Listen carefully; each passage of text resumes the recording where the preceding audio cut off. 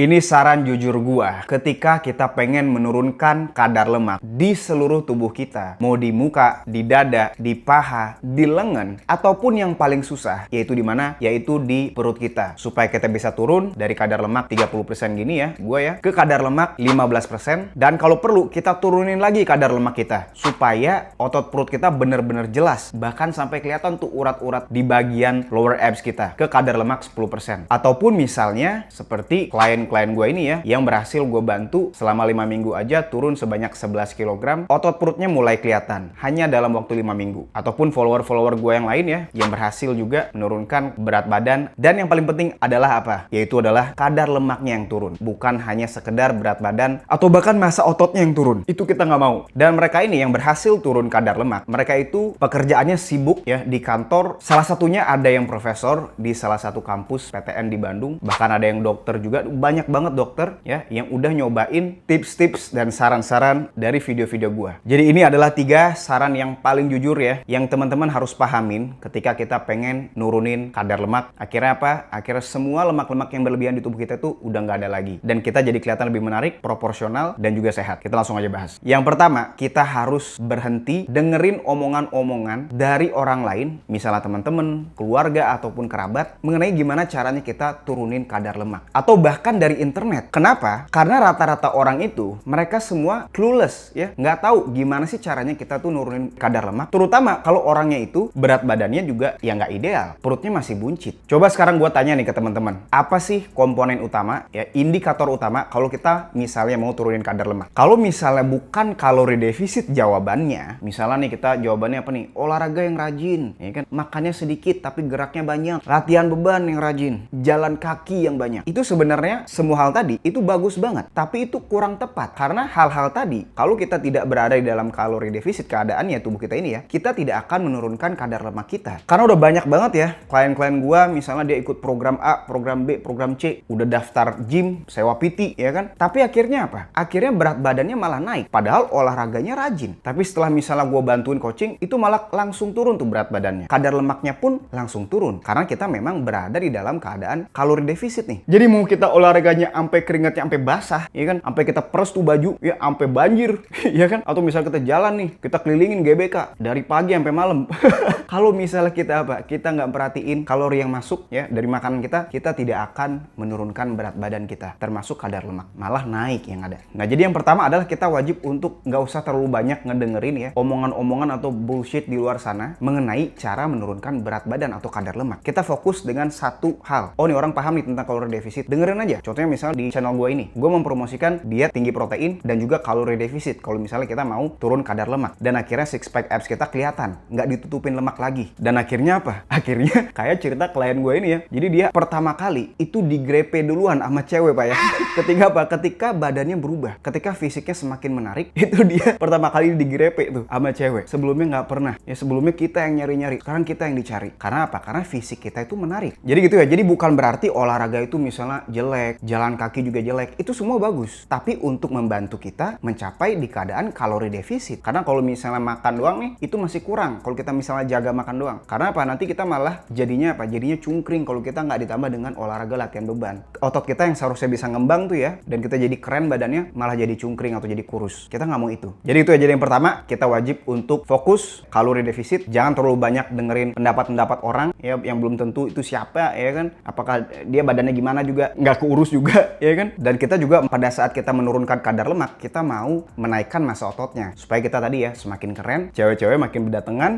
Nah, saran yang kedua, gue mau sampaikan ke teman-teman bahwa kita itu adalah cerminan orang-orang di sekitar kita. Kenapa? Karena lifestyle kita itu ya, itu tersolidify atau jadi kayak sekarang itu karena apa yang ada di sekitar kita. Mau orang ya, sifatnya orang nih manusia, ataupun benda, yaitu makanan. Contohnya apa bang? Contohnya misalnya kita nih ya, dari makanan nih. Contohnya misalnya kalau kita sering banget kemana? Ke minimarket, ke Indomaret, ke Alfamart. Oke? Itu di sana mereka jualan untuk cuan, bukan untuk membuat kita itu sehat ya. Badannya itu jadi keren, jadi seksi, jadi sehat, itu nggak sama sekali. Mereka jualan pengen untung, ngebikin kita tuh kecanduan secandu-candunya ya, ngebikin makanan seenak mungkin, semanis mungkin. Gimana cara kita tuh jadi repeat customer. Jadi kalau misalnya teman-teman mau nih ya turun kadar lemak, teman-teman harus sadar kalau kita ke Indomaret atau Alfamart, kita cuma beli apa? Beli air putih dingin aja pak. Oke? Jadi kita nggak boleh beli yang lain selain air putih dingin. Kalau kita ke minimarket ataupun misalnya ke tempat-tempat yang banyak banget junk foodnya. Contoh lagi yang lain, yaitu makanan lagi. Misalnya kita bangun, ya kita masih tinggal sama orang tua karena kita sayang sama orang tua, ya misalnya. Atau misalnya kita mandiri, kita tinggal sendiri, udah punya anak segala macam ya. Tiba-tiba istri kita beli apa? Beli pisang goreng, Pak. Daripada kita marahin, kita malah apa? Kita malah ikut.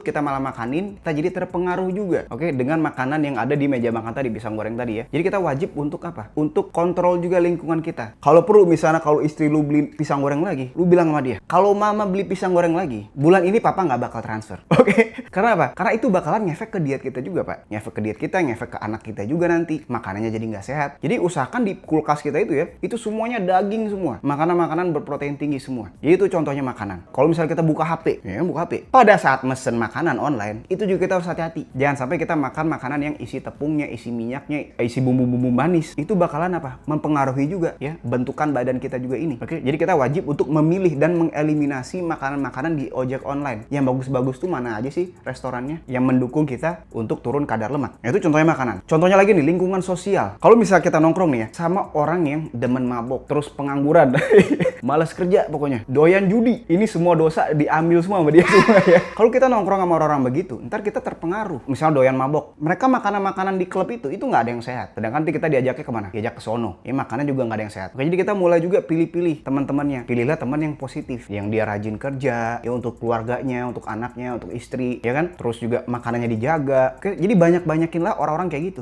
Coba misalnya lu nongkrong sama gua dah, ya, atau misalnya lu nonton YouTube gua dah, nongkrong di channel gua, ya katamin dah YouTube gua. Oke? Itu pasti dapat hasil seperti apa? Seperti follower gua ini ya, yang turun sebanyak 45 kg dalam 3 bulan. Turun sebanyak 28 kilo. Dan banyak follower gue yang lain ya, yang udah berhasil berubah hidupnya dan juga berubah terutama apa? Kadar lemaknya. Dan waktunya itu singkat. Karena kita fokus. Kepala kita tuh nggak diisi omong kosong sama info-info yang nggak jelas. Bilangnya lah misalnya gula nggak apa-apa, apalah nggak apa-apa segala macam. Padahal itu yang ngebikin kita gendut. Itu yang kita wajib stop dulu, Pak. Nah sekarang yang terakhir, yang ketiga. Ini yang bakalan misahin kita dengan mayoritas orang. Yaitu apa? Yaitu kita wajib untuk berani ngeset standar dan bilang enggak terhadap tawaran-tawaran yang ngebikin kita apa? Yang ngebikin kita buncit, kita kebanyakan makan karbo, makan junk food, kita jadi males-malesan, kita jadi depresi, pokoknya nggak bertenaga, buat nge-gym juga males, ogah, tidur jadi susah, prediabetes, trigliserida ya, lemak dalam darah itu naik banget. Karena apa? Karena numpuk karbonya, energinya. Trigliseridnya naik, nggak bisa dirilis sebagai energi karena kita kebanyakan karbo. Jadi kita harus apa? Kayak tadi, misalnya di rumah nih, bangun-bangun, tiba-tiba ada pisang goreng,